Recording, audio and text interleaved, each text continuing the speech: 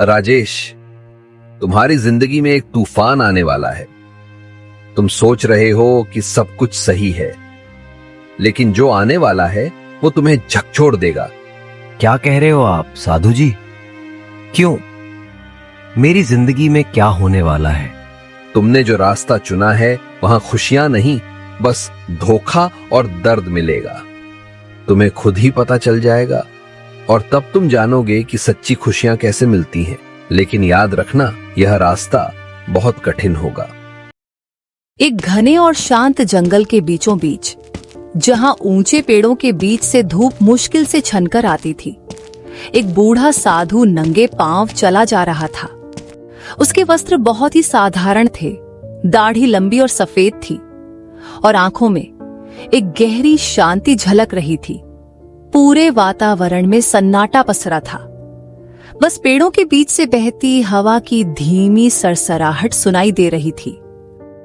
आगे एक विशाल बरगद के पेड़ के नीचे एक युवक झुका हुआ बैठा था। उसके कपड़े अच्छे थे, लेकिन आंखों में गहरा खालीपन था।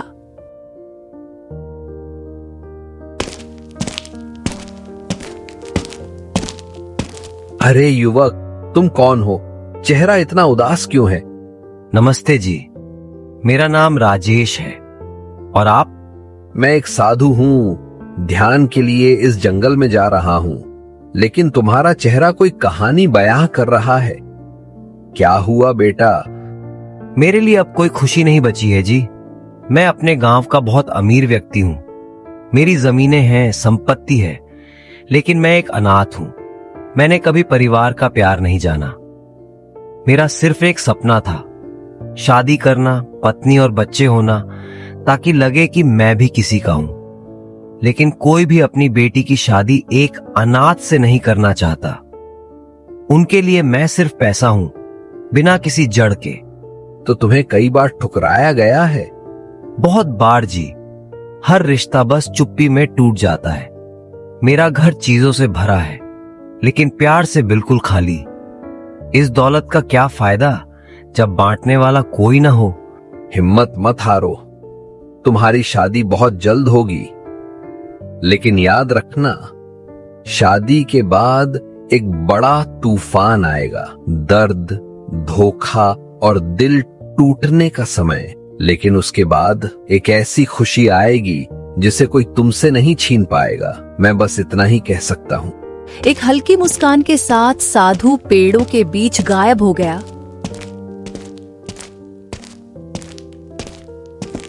और राजेश सोच में डूबा हुआ अपने घर लौट आया। उलझन में था, लेकिन दिल में एक अजीब सी उम्मीद जाग चुकी थी।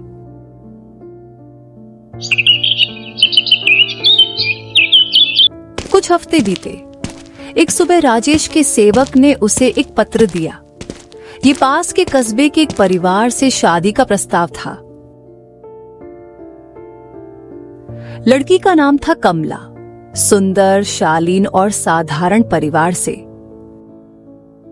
राजेश जब कमला से मिलने गया तो वह विनम्रता से बोली, मुझे पता है आप अनाथ हैं, राजेश जी, लेकिन मेरे लिए खून से ज्यादा प्यार मायने रखता है।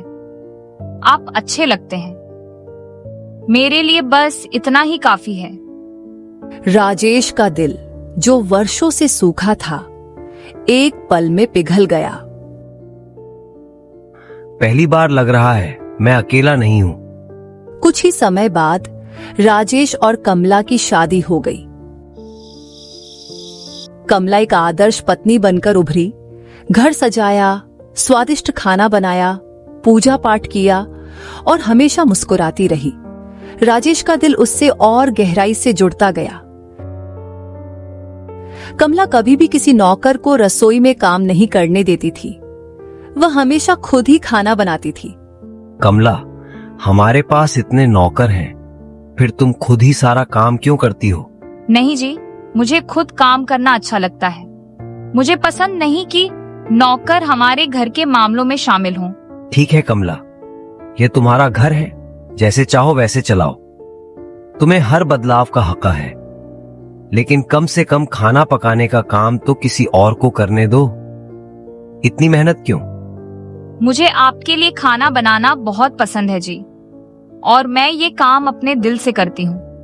राजेश को कमला के इस प्यार भरे व्यवहार से बहुत खुशी हुई।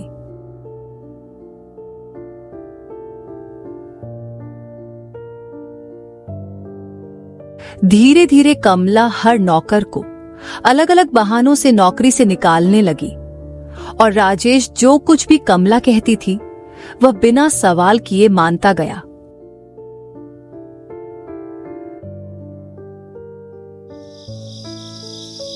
एक दिन राजेश घर देर से लौटा। कमला को यह बात बिल्कुल पसंद नहीं आई। वह नाराज हो गई और बोली, क्या जी, इतनी देर कहाँ थे? कहाँ चले गए थे? मैं अपने दोस्तों से मिलने गया था और मेरा दोस्त सुरेश को पैसों की जरूरत थी तो मैंने उसकी मदद कर दी। कमला को यह बात बिल्कुल पसंद नहीं आई। वह नाराज हो गई और बोली, तुमने अपने दोस्त को पैसे दे दिए, वो भी बिना मुझसे पूछे? मैं तुम्हारी पत्नी हूँ।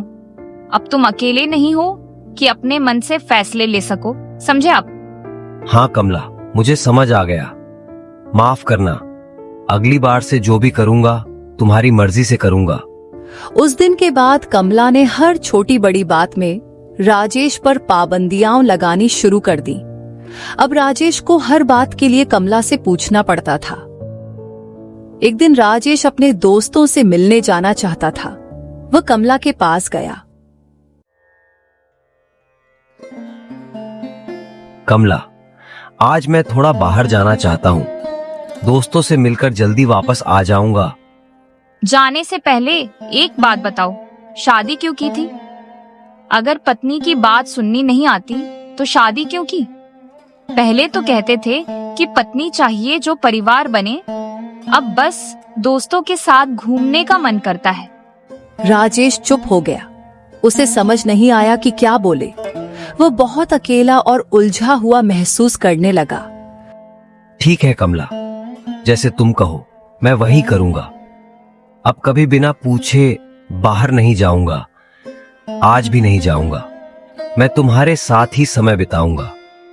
कमला, चलो साथ में चाय पीते हैं और अपने बचपन की बातें करते हैं, पुरानी यादें ताजा करते हैं। क्या तुम्हें सच में लगता है कि मेरे पास इतना समय है? मुझे बहुत काम करना होता है। अब तो नौकर भी नहीं है, सब कुछ मुझे ही करना पड़ता है। अगर चाहो तो तुम्हारे लिए चाय बना देती हूँ। राजेश को कमला के इस बदलते व्यवहार पर बहुत गहरा धक्का लगा। न तो अब वह प्यार देती थी, न समय, और न ही आजादी। कमला की यह कठोरता, यह बदलाव राजेश के दिल को गहराई से तोड़ रहा था। शादी को कुछ महीने बीत चुके थे। बाहर से सब कुछ सही लगता था, लेकिन अंदर ही अंदर कुछ बदल रहा था। कमला अब न पहले जैसी थी और राजेश दिन ब दिन अंदर से टूटता जा रहा था। घर में नौकर नहीं बचे थे, बाहर जाने की आजादी नहीं थी और प्यार बस नाम का रह गया था।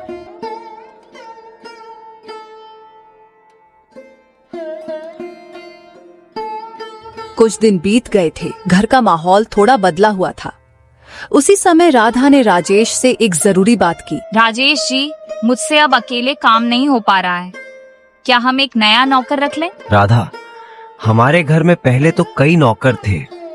वो सब सालों से हमारे साथ काम कर रहे थे, लेकिन तुमने ही सबको हटा दिया, ये कहकर कि वो तुम्हारी इज्जत नहीं करते।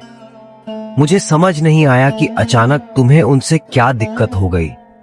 उन्होंने हमेशा मुझे परिवार की तरह समझा। तो अब क्या? मुझे ये सब बातें अभी क्यों बता रहे हो? क्या मैंने तुमसे पूछा कि तुम्हारे नौकर कितने अच्छे थे? क्या मैंने कहा कि उनकी तारीफ सुनाओ? नहीं कमला, तुमने ही अभी कहा कि तुम्हें नया नौकर रखना है, तो क्यों ना हम उन्हीं पुराने लोगों में से किसी को वापस बुला लें। वो सब बहुत वफादार थे। हाँ, मैं नौकर रखूंगी, पर वैसे नहीं जैसे तुम कह रहे हो। मैं वही रखूंगी जो मुझे ठीक लगेंगे। एक बात याद रखो, मैं वही करती हूँ जो मुझे पसंद है, इसीलिए घर के मामलों में दखल देने की जरूरत नहीं है। ठीक है कमला, जैसा तुम चाहो। राजेश ने सहमति में सिर हिलाया और चुपचाप वहां से चला गया, लेकिन उसका मन उदास था।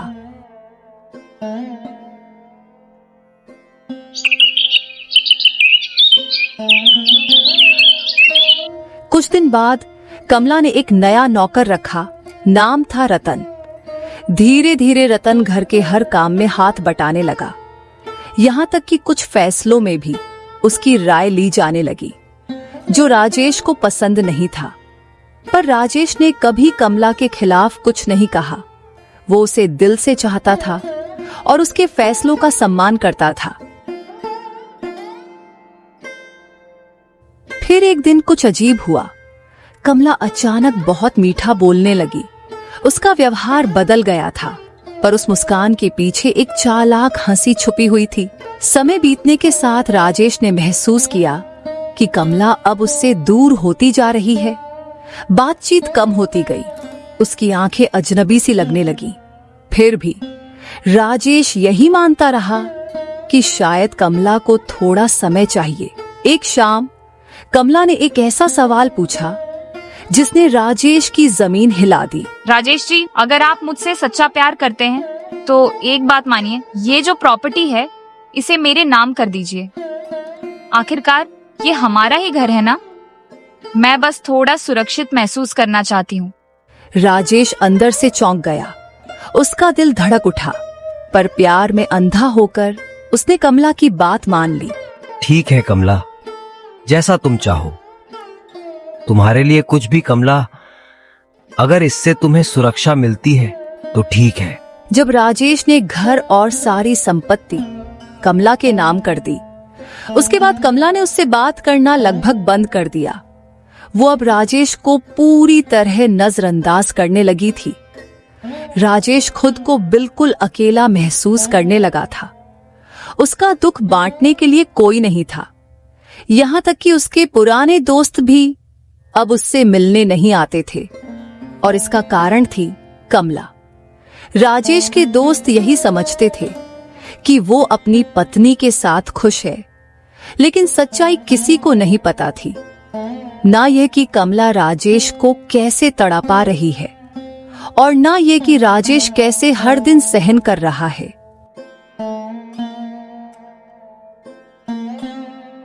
कुछ दिनों बाद एक दिन राजेश ने घर के नौकर रतन को एक काम करने का आदेश दिया। राजेश ने रतन से कहा कि वह पिछवाड़े को साफ कर दे। मैं तुम्हारी बात क्यों मानूं? तुम हो कौन जो मुझे आदेश दोगे? तुम मेरी बात इस तरह से कैसे कर सकते हो? क्या तुम्हें यह याद नहीं कि मैं कौन हूँ? मैं तुम्हारा मालिक हूँ और तुम मेरा नौकर हो।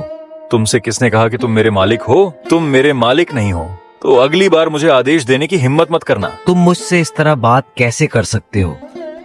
तुम अभी मेरे घर से बाहर निकल जाओ। मैं तुम्हें अभी नौकरी से निकालता हूँ। राजेश ने कमला की ओर रुख किया। उसे कहो कि अभी निकल जाए। कमला चुप रही। उसने कुछ नहीं कहा। राजेश हैरान हो गया कि कमला चुप क्यों है। मैं कहीं नहीं जा रहा हूँ। असल में तुम जा रहे हो। क्या बकवास कर रहे हो? हाँ, ये मेरा घर है, तुम्हारा नहीं। तो तुम मुझे क्या आदेश दे सकते हो कि मुझे क्या करना चाहिए, क्या नहीं? वह सही कह रहा है। ये घर अब तुम्हारा नहीं है, तुम यहाँ बाहरी हो। रतन मेरा पहला और कानूनी पति है, और मैंने तुमसे पैसे के लिए शादी की थी। अब जाओ, इससे पहले कि हम तुम्हें बाहर फेंक दें। राजेश को यकीन नहीं हो रहा था कि वह क्या सुन रहा है। उसके घुटने कांपने लगे। उसका दिल टूट गया। रतन ने उसे कॉलर से पकड़कर सड़क पर फेंक दिया। अब अपना चेहरा फिर कभी मत दिखाना। तुम नहीं जानते कि मैं तुमसे कितना नफरत करती हूँ। और ऐसे ही राजेश, जो कभी गांव का सबसे अमीर आदमी था, अपने ही घर के बाहर खड़ा था, सिर्फ वही कपड़े पहनकर जो उसने पहने थे। उसका सपना अब एक बुरा सपना बन चुका था। राजेश दिन रात घूमता रहा। वह एक दोस्त के घर रहा जो अब भी उस पर विश्वास करता था। उसका नाम देवेंद्र था, बचपन का दोस्त, जो सालों पहले गांव छोड़कर एक सफल जमींदार बनकर वापस आया था। एक दिन कमला और रतन ने सुना कि एक जमींदार गांव में आया है, जो जमीन खरीदने के लिए देख रहा था। अगर हम सब कुछ इस देवेंद्र को बेच दें तो हम इस गांव को हमेशा के लिए छोड़ सकते हैं। बिल्कुल, चलो इस अध्याय को खत्म करें और पैसे का मजा लें।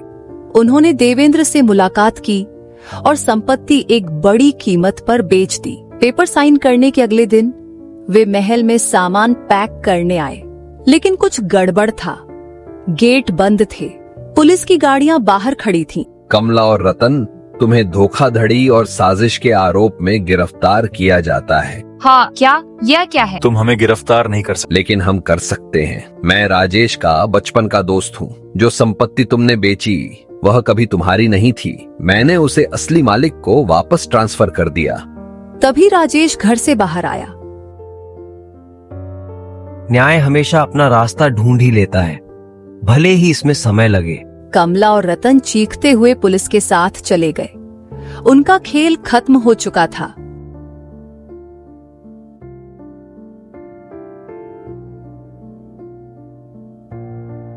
महीनों बाद राजेश ने धीरे धीरे अपनी जिंदगी को फिर से संजोया। उसके दोस्त लौट आए, उसका दिल ठीक हो गया। एक दिन देवेंद्र की बहन प्रिया आई। वह दयालु और राजेश के दर्द को समझने वाली थी। वे अक्सर बात करते थे, एक दूसरे के साथ हंसते और एक दूसरे का समर्थन करते थे। और जल्द ही प्यार पनपा, न कि जरूरत से बल्कि समझ से। प्रिया, क्या तुम मुझे एक मौका दोगी ताकि मैं तुम्हारे साथ एक परिवार बना सकूं? सिर्फ अगर तुम यह वादा करो कि तुम कभी भी उस दयालु और मजबूत इंसान से नहीं बदलोगे जो तुम हो। उनकी शादी सादी थी लेकिन प्यार से भरी हुई। सालों बाद राजेश और प्रिया को 2 बच्चे हुए। महल में हंसी, कहानियां और गर्माहट गूंजने लगी। वह आदमी जो कभी अनाथ था, धोखा खाया और बाहर फेंका गया था, आखिरकार उसने वह पाया जो उसने हमेशा चाहा था, एक सच्चा परिवार। कभी कभी जीवन हमें सब कुछ छीन लेता है, हमें नष्ट करने के लिए नहीं बल्कि कुछ असली के लिए जगह बनाने के लिए। राजेश की यात्रा ने यह साबित किया कि विश्वासघात आपका संसार हिला सकता है, लेकिन सच, प्यार और विश्वास इसे और भी मजबूत बना सकते हैं।